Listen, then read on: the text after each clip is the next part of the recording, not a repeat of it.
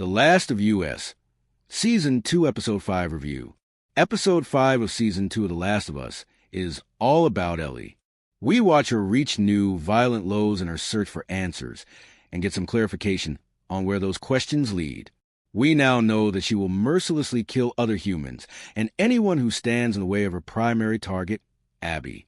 And she'll risk the lives of those close to her in the face of both human and non-human threats.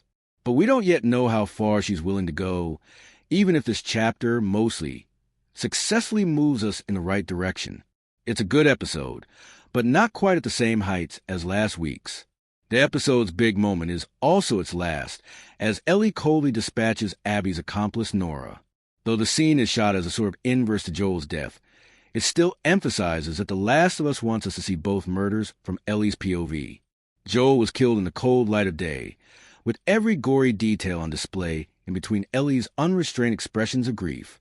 When Ellie is the perpetrator, however, the screen is drenched in a red hue, reflecting the anger that radiates off of her. That's the idea, anyway. It works, just maybe not as well as it could.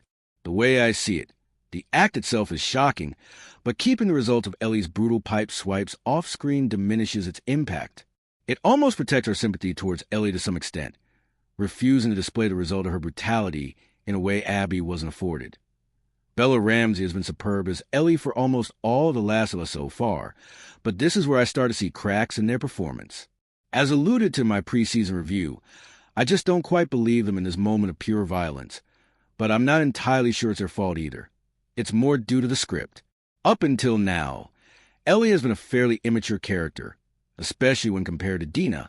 An earlier scene in which Dina does all the map triangulation shows Ellie still has much learning to do when it comes to surviving on her own.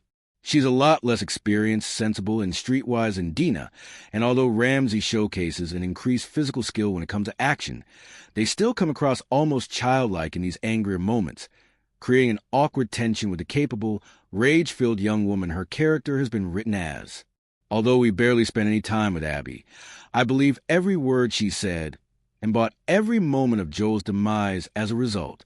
I just can't say the same for Ellie as she starts down her own path of vengeance.